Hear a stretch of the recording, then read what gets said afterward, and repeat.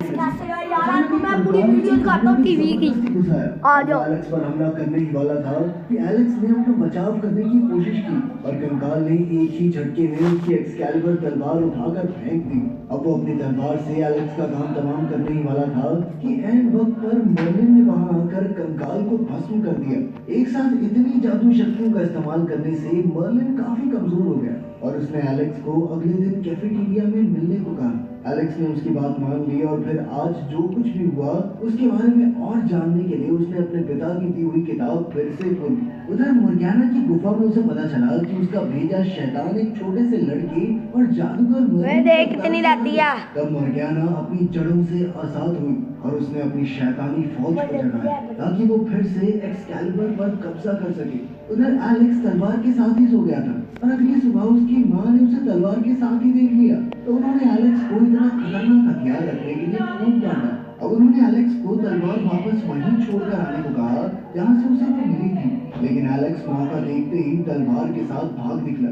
आज वो मर्लिन से मिलने वाला था जहाँ उसे सारे सवाल मिल जाएंगे। वो बेडर्स के साथ कैफेटेरिया में पहुंचा जहाँ जादूगर मर्लिन अब नौकरी करने लगा था। मर्लिन ने एलेक्स को सावधान किया कि अब एक्सकैलिबर तलवार उसके पास है तो मुर्गियाना और उसकी राक्षसी फौज जरूर उसके पीछे आएगी। जब उसके सैनिक आते हैं तो पूरी दुनिया का समय रुक जाता है और उन्हें सिर्फ वही देख सकता है जिसके पास एक्सकैलिबर तलवार हो या फिर जो भी उसके साथी हो। अब मर्लिन ने कहा कि अगर सूर्य ग्रहण से पहले मुर्गियाना को रोका नहीं गया तो वो पूरी दुनिया में तबाही मचा देगी। एलेक्स और बेडर्स को अब भी इस कहानी में विश्वास नहीं हो रहा था। अब मर्लिन ने उन्हें अपना असली रूप दिखाया और फिर अपने जादू की मदद से दिखाया भविष्य जिसमें मुर्गियाना ने पूरे देश पर कब्जा कर लिया था और सभी लोग उसके गुलाम बन चुके थे। इतना डरावना भविष्य दिखाने के बाद मर्लिन ने एलेक्स को बताया कि अब मुर्गियाना को ढूंढकर उसका खात्मा करने का जिम्मा उसके ऊपर है। इसके बाद मर्लिन गायब हो गया और फिर एलेक्स बेडर्स के साथ उसी जगह पहुंचा जहां उसे एक्सकैलिबर मिली थी।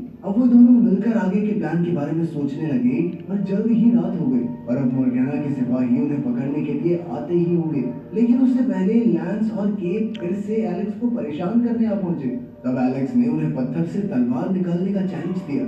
जैसा कि उसने सोचा था दोनों में से कोई भी तलवार नहीं निकाल सका। फिर एलेक्स ने कहा कि अगर उसने तलवार निकाल दी तो लैंस और के को उसके सामने घुटने टेकने होंगे। वो दोनों शर्त मान गए और जल्द ही एलेक्स ने आसानी से तलवार निकाल दी। फिर जैसे ही उन्होंने एलेक्स के सामने घुटने टेके तो एलेक्स ने उन्हें भी अपना सिपाही घोषित कर दिया, लेकिन तभी लैंस ने उसे धक्का देकर उसकी तलवार छीन ली क्योंकि उसे लगा कि एलेक्स शायद मजाक कर रहा है। उसी पल अचानक जमीन से 3 कंकाल निकले जो चलते हुए घोड़ों पर सवार थे।